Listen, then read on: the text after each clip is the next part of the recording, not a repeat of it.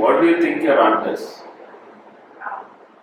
Architecture, interior designing, like stuff related to film production.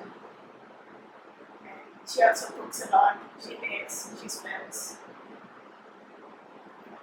What does she do for fun? She swims. She used to go trekking a lot. She makes reading. She has some coloring books. Yeah.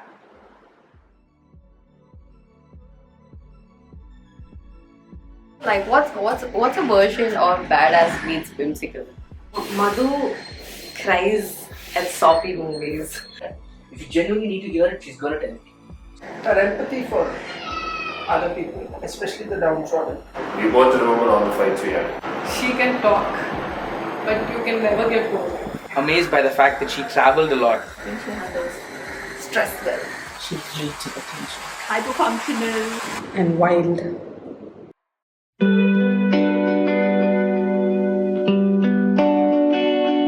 She was always very creative as a child, but also very, she had a mind of her own. Lot of fights, lot of conflict, but fun at the same time. We spent a lot of time together. First time I met her was in Curation in Granny's house.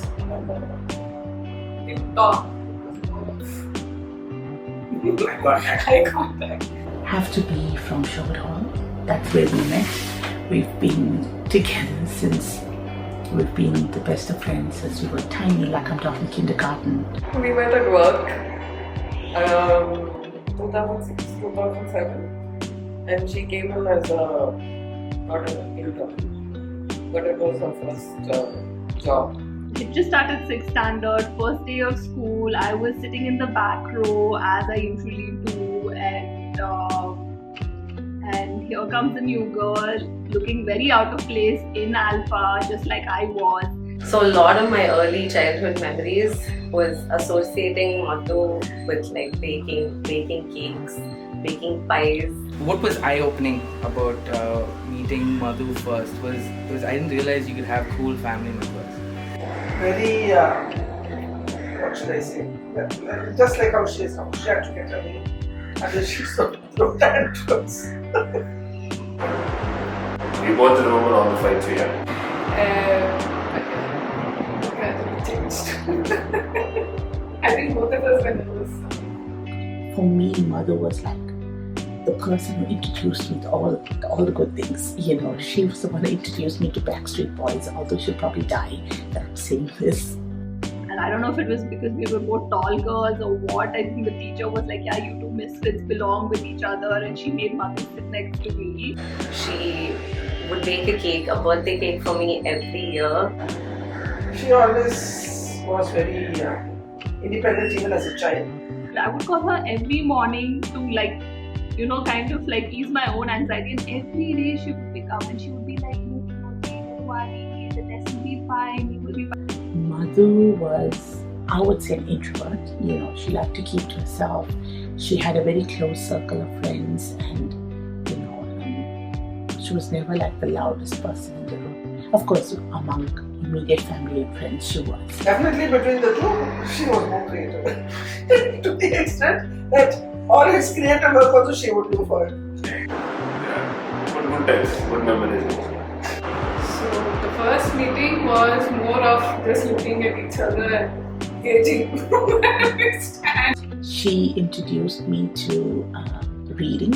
I never used to like to read, and Madhu loved to read. Her favorite pastime was to sit and color and do some handwork and those kind of things. And also very, very talkative.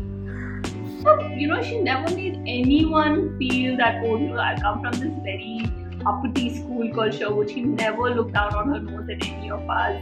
Most of us couldn't speak English like the way she did. I was in awe of the older cousin. So ever since then, since she was actually one of the first people that I met outside, in Amu's family. Her nickname was Granny. Granny. Because she spoke like her granny. She will hold her ground on any, she talked with what she felt like. And she acted like an adult. Probably she thought she was an adult. She was the person I would go to if I needed help with the computer.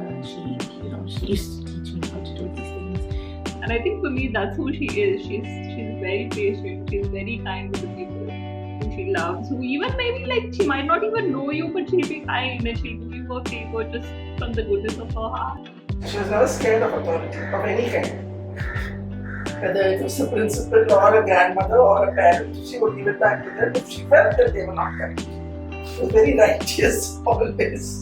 That was fun. She has no half measures. Anything she does, she is fully in.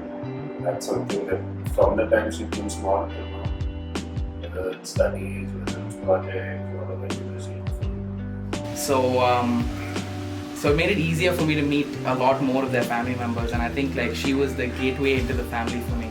So that was great.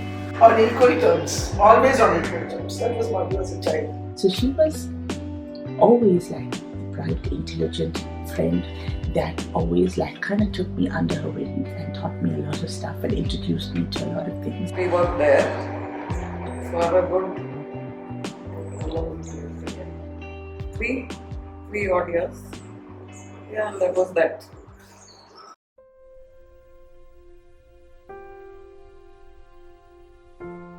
Creative, loving, and authentic. I think she's fearless, daring, sensitive, and wild. She's kind, she is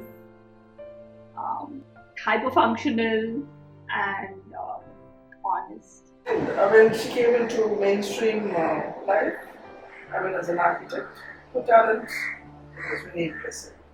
So I was studying in Bangalore, she started working in Bangalore. And first time I came, met her in Bangalore, where she was working, saw her independent, saw her by herself. That's when she stood out. You can just chill, she will talk, she will have a story about everything which is interesting to listen to, and she can just engage you as a person, right? She knows what she wants and she goes after that. She also knows what she doesn't want and she's not afraid to step away from that. Something that I also personally try and follow is how neatly and organized she is in her travels. Right? She is somebody who's always prided herself on being honest, on saying the harsh truth, as she likes to call it, sometimes too harsh for the real world. And she's done that with her friends, and like a lot of us have misunderstood her, myself included, I'm no exception. Like, especially when I have dated really stupid men, and then she's like verbally smacked me on the face and said like, what are you doing, right? Like, Her empathy for other people, especially the downtrodden. I think it is the love of the craft and our jobs, and I think we have a lot in common in terms of our values, I guess, in terms of the kind of effort we put into some work and sincerity and trying to see it through. She's a softie, she's very cool, and she can make you feel at home very easily. It doesn't matter which person, what it is, like age group or whoever it is, she can make you feel at home. She's authentic to who she is, and if you don't like it, tough, move on. But she's never going to change herself to suit somebody else, So I think that is something that really defines Madhu. From start to finish, with some integrity, but we try at least. Nothing else matters. She can't throw us out. But what we think, what we feel, all that will not matter. It has to be her way or the highway. There's no other point of view. When we travel, she looks at places and spaces so differently. That's also something that I've observed from her noticing. She notices things and observes everything around her so intricately. The way she looks at details is very different from what other people look at. Right? That really, I think, that has just become stronger for her, and I I think that's what sets her apart in her industry. So, Madhu's shown up for me many times in my life during my like teenage angsty days. When I had some really like a really hard loss. She's always been there. She's always been a huge source of comfort. Yeah, I guess that's. And I guess we work well together. At least it was fun back then, and still is fun. It's a nice collaborative process.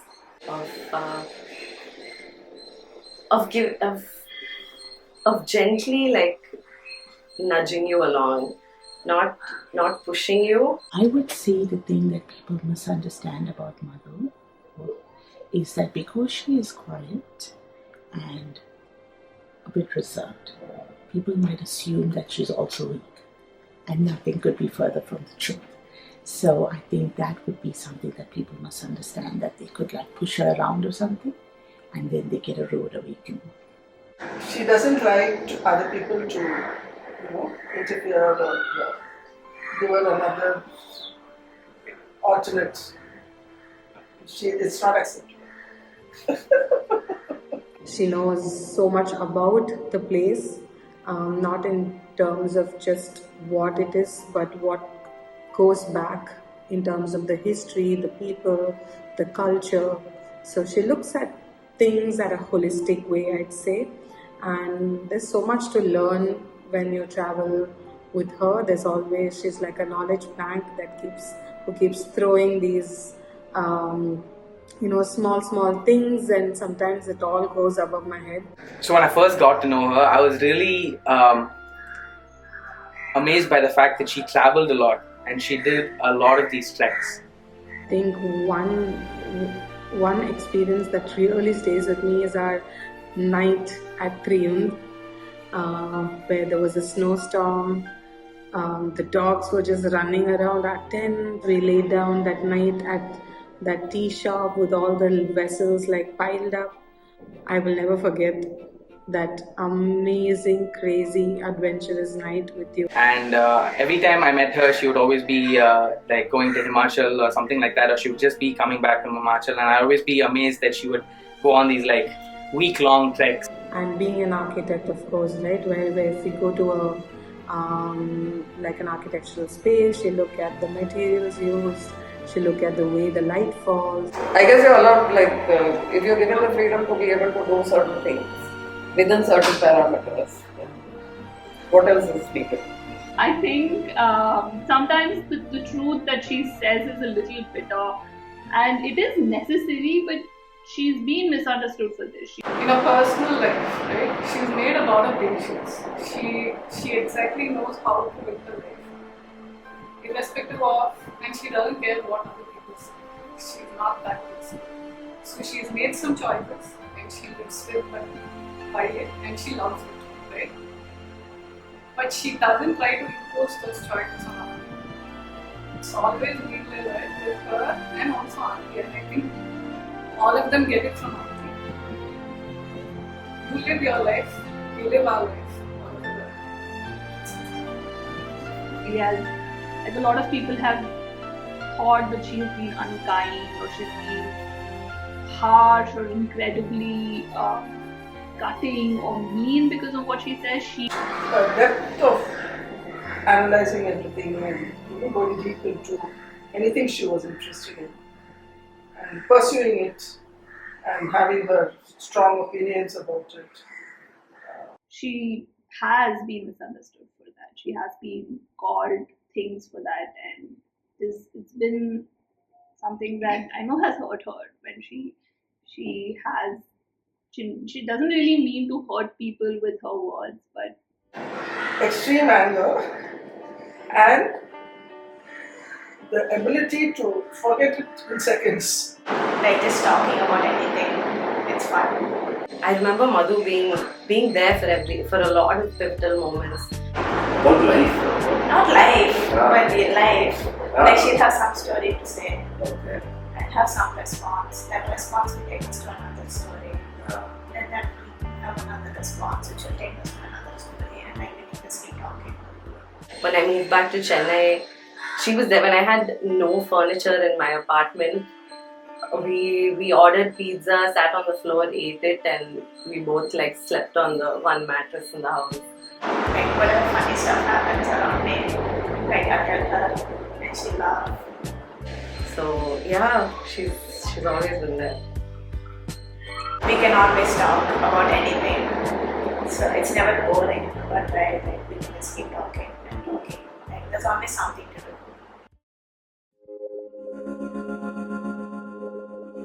No, disclaimer, this is a Madhulika fan club. We're not gonna stop fangirling Madhulika. So the first time I met Madhu, she was super approachable. She was a very fun person to hang out with. You have to see how Madhulika opens packets. Fun. Madhu is just fun. And also very wise. When she has her game mode on, I feel like she's very determined in what she needs to get done. But also she's like super chill around people. She's making everybody feel comfortable. But she always seemed pretty vivacious. Madhulika has been. I don't know if I've quite channeled my inner Madhulika yet. But then we've experienced all kinds of emotions together while working or without working as well. She knows the right time to put the right Madhulika in front of you. Just because she's so well read and like so articulate, she has like so many quirky stories to like add to it that will also be informative. The joy of that you find in your own company.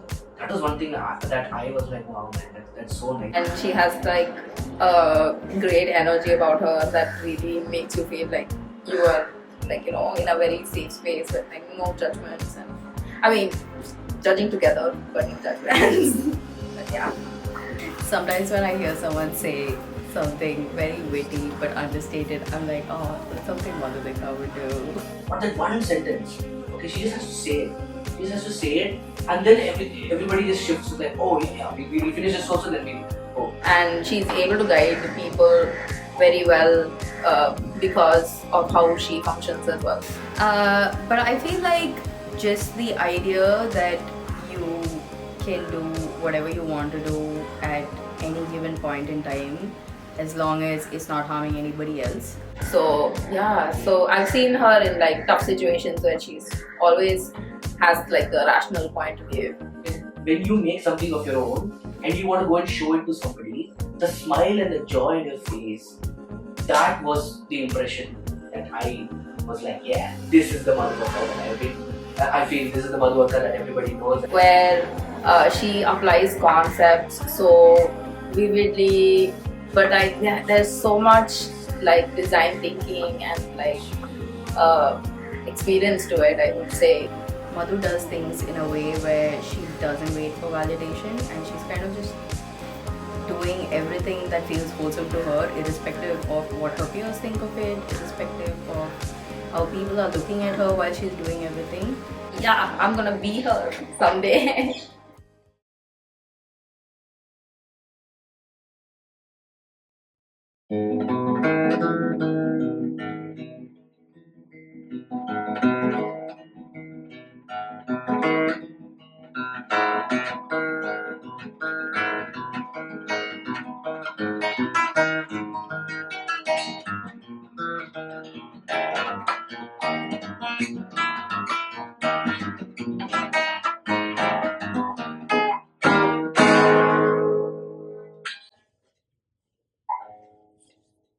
Madhu, happy birthday. I've known you from your very first breath, and somehow you've only become more extraordinary with time. Architect by day, filmmaker by night, swimmer, dreamer, creator of most beautiful worlds. There's something so uniquely you about the way you see life, and it's a gift for all of us to watch it unfold. Stay exactly who you are. We love you so much. Hey Madhu, wishing you a very happy birthday. Hope you had a wonderful celebration Now, let your hair down and join me in this wonderful birthday celebratory dance.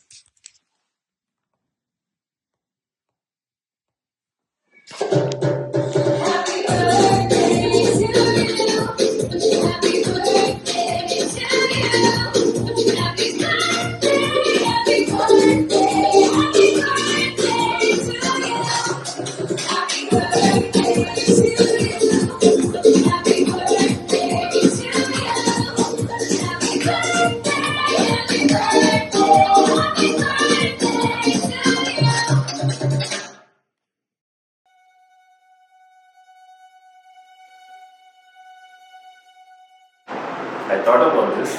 No, I didn't. I didn't prepare for all of these questions. I only prepared for one. Something to do with water. Like a library. She'd feel like a bakery. It will be a very fluid experience because I think you will find a lot of different aspects of that space or the building. There will be a lot of depth in whatever has gone into that space or the building, which you will keep discovering over the period of time. Voluminous. That serves coffee. Something like Polyname Cathedral, because on the outside it seems very just a nice architectural Gothic building in a crowded city. She wants me to say Chrysler Building, no? She's paid you to say She's that. paid me to say that. But I would say she'd be like a large scale terrarium. What comes to mind is, you know, those Picasso drawings, you know, modern art, all that stuff. That's what comes to mind. Definitely, she loves water. I think she'll just be an ocean, open ocean. It will also be a very nice and good space to be. I mean, very aesthetic. That has those weird, modern, abstract art sculptures. And that really it's a nice, but it's going to make sense. But once you go in, it's like got everything, right? It's got history, it's got representation all over the walls. It's so beautiful. It's so like just breathtaking. No, I think her apartment right now best reflects her. Or something that like sort of like unwinds into nature. She likes books and she's smart, so the library. She's smart, right? You sure? To me, at least. Yeah. And for me, she's like a cozy woman. Whenever I go, and she makes me feel chill. You know, where you're allowed enough space to sort of explore and all of those things. Difficult to understand, very difficult to comprehend, but at the same time, there's something there. The coffee, because she gives coffee vibes, I don't know. That's the nice way of putting it. She actually made it really nicely, and I know she like played a big part in how that's designed, and that really reflects how she wants to live. So, and her apartment is beautiful. You like it, you want to know. There's something that attracts you, but you don't understand what it is. In that once you immerse yourself in it, you kind of can't think of just the building from the outside. So that. It will be very beautiful. And it will be a lovely experience. But very modern art, not classical art. Because modern abstract art makes like no sense. So she makes no sense. No, she makes sense. She makes sense. Yeah, she makes sense. But like first when you look at it, it's like confusing. But then like Confusing, correct. once you look at it more, like you get used to it, and then it's like really nice.